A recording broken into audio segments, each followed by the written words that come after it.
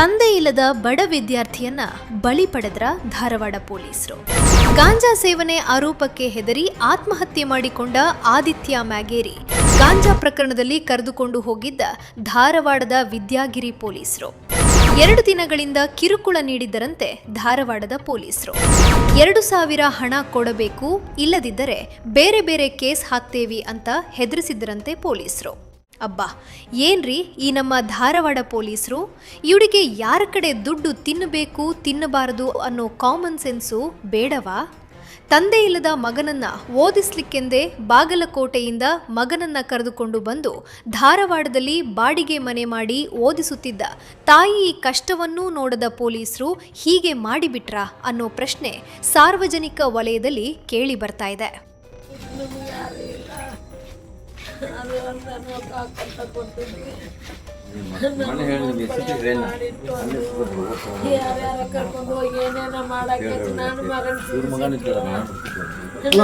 ವಿದ್ಯಾಗಿರಿ ಪೊಲೀಸರು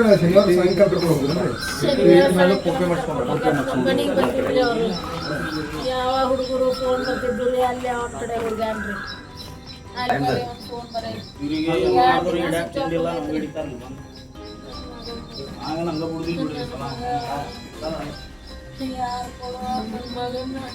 ಸರ್ ಇದು 3ನೇ ಸಲ ಸರ್ 3ನೇ ಜನ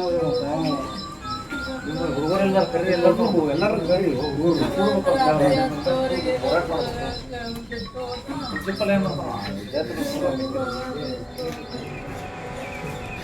ಯಾವ ಕಾಲೇಜ್ ರೀ? ನಿಮ್ಮ ಜೊತೆ ಎಷ್ಟು ಹುಡುಗರು? ಹುಡುಗರು ಎಷ್ಟೆಷ್ಟಿದ್ವಿ ಏನು ಗೊತ್ತಿತ್ತು.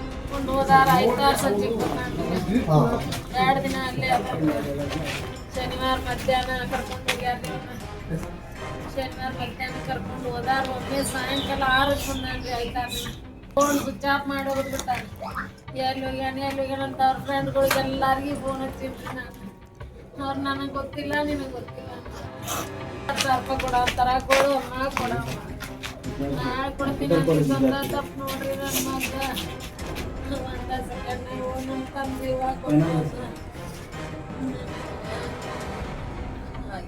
ಯಾವಾಗ ಕೇಳಿದ್ನಿ ರೊಕ್ಕ ನಿಮ್ಗೆ? ನಿನ್ನೆ ಕೇಳ್ಯಾನ್ರಿ. ಎಷ್ಟೊತ್ತಿಗೆ ಕೇಳಿದ್ರಿ?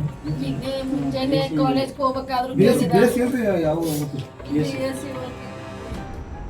ಕಾಲೇಜ್ಗೆ ಹೋಗ್ಬೇಕಾದ್ರು ಕೇಳಾಕತ್ತಿದ್ದ. ಈಗ ಹೋಗಪ್ಪ ನನಗೆ ಕೊಡಕ್ಕಾಗಲ್ಲ ಅಂತಿ.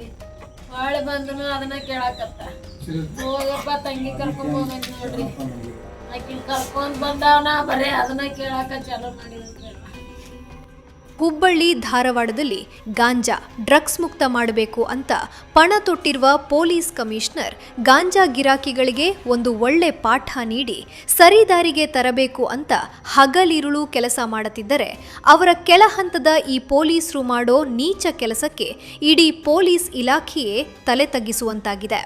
ಈ ಒಂದು ಪ್ರಕರಣವನ್ನ ಗಂಭೀರವಾಗಿ ತೆಗೆದುಕೊಂಡಿರುವ ಕಮಿಷನರ್ ಈಗಾಗಲೇ ಹೆಡ್ ಕಾನ್ಸ್ಟೇಬಲ್ ಚಂದ್ರು ನಡುವಿನ ಮನಿ, ಕಿರಣ ಡೊಕ್ಕನ್ನವರ ಹಾಗೂ ಪೇದೆ ಸೈಯದ ಎಂಬುವರನ್ನ ಸಸ್ಪೆಂಡ್ ಮಾಡಿದ್ದಾರೆ. ಉದಯ ವಾರ್ತೆ, ಧಾರವಾಡ.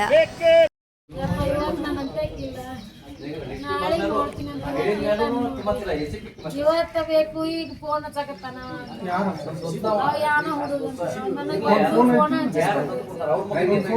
ಫೋನ್ ಐತ್ರಿ, ಅಲ್ಲೇ ಐತ್ರಿ. ಅಮಾಯಕ ವಿದ್ಯಾರ್ಥಿಗಳು ಬಲಿತೋದ ಅಧಿಕಾರಿಗಳಿಗೆ, ಅಮಾಯಕ ಬಲಿತೋದ ಅಧಿಕಾರಿಗಳಿಗೆ ಗಾಂಜಾ ಕೇಸ್ನಲ್ಲಿ ನಿರುದ್ಯೋಗಿಯನ್ನು ಮಾಡುತ್ತಿರುವ ಸರ್ಕಾರಕ್ಕೆ, ಪೊಲೀಸ್ ಇಲಾಖೆಯನ್ನು ದುರ್ಬಳಕೆ ಮಾಡುತ್ತಿರುವ ಸರ್ಕಾರಕ್ಕೆ, ಪೊಲೀಸ್ ಇಲಾಖೆಯನ್ನು ದುರ್ಬಳಕೆ ಮಾಡುತ್ತಿರುವ ಕಾಂಗ್ರೆಸ್ ಸರ್ಕಾರಕ್ಕೆ,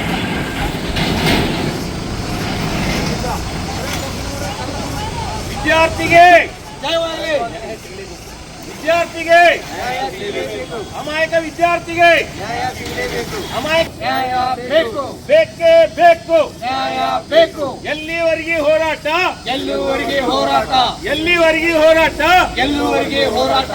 ಅಮಾಯಕ ಅಮಾಯಕ ವಿದ್ಯಾರ್ಥಿಯನ್ನು ಬಲಿತೋದ ಪೊಲೀಸ್ ಅಧಿಕಾರಿಗಳಿಗೆ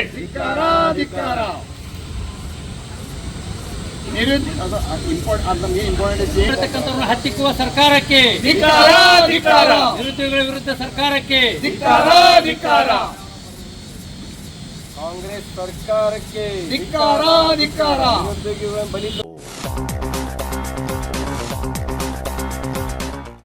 BSc ಓದ್ತಿದ್ದಂಥ ವಿದ್ಯಾರ್ಥಿ ನೇಣು ಬಿಗಿದುಕೊಂಡು ಮೃತ ಹೊಂದಿದ್ದಾನೆ ಅನ್ನೋ ವಿಷಯ ತಿಳಿದ ಮೇಲೆ ಇಮಿಡಿಯೇಟಾಗಿ ನಮ್ಮ ಅಧಿಕಾರಿಗಳು ಸ್ಥಳಕ್ಕೆ ಬಂದಿದ್ದರು. ಅವರ ಪೋಷಕರು ಒಂದು UDR ಅನ್ನು ಕೊಟ್ಟಿದ್ದಾರೆ, ಅಂದರೆ ಅಸ್ವಾಭಾವಿಕ ಸಾವು ಅಂತಂದು ಒಂದು ಕಂಪ್ಲೇಂಟನ್ನು ಕೊಟ್ಟಿದ್ದಾರೆ. ಆ ಪ್ರಕಾರ UDR ಅನ್ನು ರಿಜಿಸ್ಟರ್ ಮಾಡ್ಕೊಂಡಿದ್ದಾರೆ. ಅದಾದಮೇಲೆ ಪೋಷಕರು ಕೆಲ ಮಾಧ್ಯಮಗಳಲ್ಲಿ ಈ ರೀತಿ ನಮ್ಮ ಮಗಂದು ಡ್ರಗ್ ಟೆಸ್ಟ್ ಮಾಡಿದ್ರು, ಅದರಲ್ಲಿ ನೆಗೆಟಿವ್ ಬಂದರೂ 2,000 ಹಣ ಕೇಳಿದ್ರು ಪೊಲೀಸರು ಅಂತಂದು ಆರೋಪಿಸಿರೋ ಹಿನ್ನೆಲೆಯಲ್ಲಿ ಆ ಒಂದು ಪಾರದರ್ಶಕ ಕ್ರಿಯೆ ಸಾರ್ವಜನಿಕರಲ್ಲಿ ತಪ್ಪು ಅಭಿಪ್ರಾಯ ಮೂಡೋ ರೀತಿ ಕೆಲವು ಆರೋಪಗಳು ಕಂಡುಬಂದ ಹಿನ್ನೆಲೆಯಲ್ಲಿ 3 ಜನ ಸಿಬ್ಬಂದಿಗಳನ್ನ ಈಗಾಗಲೇ ನಾನು ಅಮಾನತು ಮಾಡಿದ್ದೇನೆ. ನಿನ್ನೆ ನಮ್ಮ ಸ್ಥಳೀಯ ಅಧಿಕಾರಿಗಳಿಂದ ವರದಿಯನ್ನು ಪಡ್ಕೊಂಡು ಅದರ ಜೊತೆಗೆ ಇದರ ಸಂಪೂರ್ಣ ವಿಚಾರಣೆಯನ್ನು ನಮ್ಮ DCP ಲಾ ಆ್ಯಂಡ್ ಆರ್ಡರ್ ಶ್ರುತಿಯವರು ಮಾಡ್ತಾಯಿದ್ದಾರೆ. ಅದ್ರ ಜೊತೆಗೆ ಇದರಲ್ಲಿ ಅಕಸ್ಮಾತ್ ಹಣ ಕೇಳಿದರೆ ಯಾವ ರೀತಿ ಕೇಳಿದರು, ಯಾರು ಕೇಳಿದರು, ಅದು ಕೆಲವರು ಹಣ ಕೊಟ್ಟಿದ್ದರು ಅಂತಲೂ ಕೂಡ ಹೇಳ್ತಾ ಇದ್ದಾರೆ.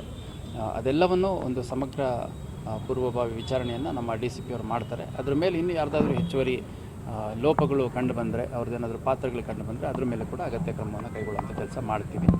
ಮುಂದುವರೆದು ಮಗುವಿನ ಪೋಷಕರು ಅವರು ಏನಾದರೂ ಬಂದು ಇನ್ನೂ ಹೆಚ್ಚುವರಿ ಫಿರ್ಯಾದನ್ನು ಏನಾದರೂ ನೀಡಿದರೆ ಅದ್ರ ಮೇಲೆ ಕೂಡ ನಾವು ಕಾನೂನು ಕ್ರಮವನ್ನು ಕೈಗೊಳ್ತೀವಿ. ಸಿಬ್ಬಂದಿಗಳ ಹೆಸರು ನನ್ನ ಹತ್ರ ಇಲ್ಲ. 3 ಜನ ಸಿಬ್ಬಂದಿಗಳನ್ನು ಒಟ್ಟು ಅಮಾನತು. ಸರಿ, ಪ್ರೈಮಪೇಸಿಗೆ ಹಣ ತಗೊಂಡಿರೋದು ಅಥವಾ ಆ ಥರದ್ದು ಪ್ರೈಮಪೇಸಿಗೆ ಏನಾದರೂ ತಮಗೆ ಅದು ಕಂಡು ಬಂದಿದೆಯಾ ಅಥವಾ ಹೇಗೆ? ಈಗ ನೋಡಿ, ನಿನ್ನೆ ಮಧ್ಯಾಹ್ನ ಅದು ಪೋಸ್ಟ್ಮಾರ್ಟಮ್ ಆಗಿ ಬಾಡಿ ಮೂವ್ ಆಯಿತು.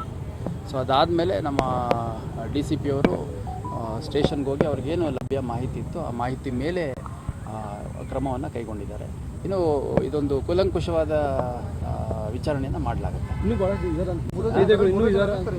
ಈಗ ನೋಡಿ, ಮೊನ್ನೆ ಸ್ಯಾಟರ್ಡೆ ನೈಟ್ ಮತ್ತು ಸಂಡೇ 2 ದಿನ ಒಂದು ಆಲ್ಮೋಸ್ಟ್ ಒಂದು 15 to 16 ಅವರ್ ಲಾಂಗ್ ಡ್ರೈವ್ ನಮ್ಮವ್ರು ಮಾಡಿದರು.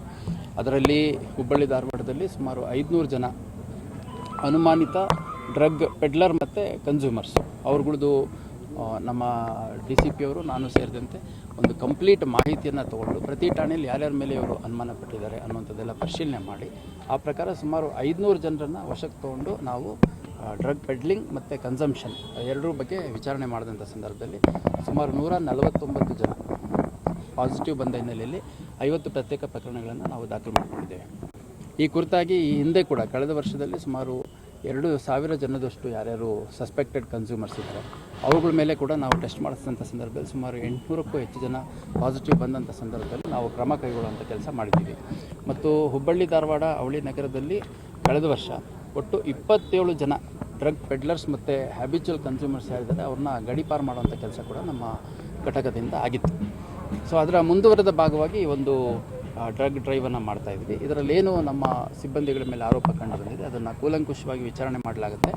ಮತ್ತು ಅತ್ಯಂತ ಪಾರದರ್ಶಕ ಮತ್ತು ಒಳ್ಳೆಯ ಉದ್ದೇಶದಿಂದ ಮಾಡ್ತಿರುವಂಥ ಡ್ರೈವಲ್ಲಿ ಯಾರೇ ಈ ರೀತಿ ತಪ್ಪುಗಳನ್ನು ಮಾಡಿದರೂ ಅಂಥವ್ರನ್ನ ಕ್ಷಮಿಸುವಂಥದ್ದು ಅಥವಾ ಅವ್ರನ್ನ ಪ್ರೊಟೆಕ್ಟ್ ಮಾಡುವಂಥ ಸಂದರ್ಭ ಎದುರಾಗೋದಿಲ್ಲ. ಅವ್ರ ಮೇಲೆ ಎಲ್ಲ ರೀತಿಯ ಕ್ರಮವನ್ನು ಕೈಗೊಳ್ಳಲಾಗುತ್ತೆ. ಯಾವುದೇ ಸಂದರ್ಭದಲ್ಲಿ ಈ ಥರ ವಿಷಯಗಳಲ್ಲಿ ಅತ್ಯಂತ ಗಂಭೀರವಾದ ತನಿಖೆಯನ್ನು ಮಾಡಬೇಕು ಅನ್ನುವಂಥದ್ದು ನಮ್ಮ ಆದ್ಯತೆ.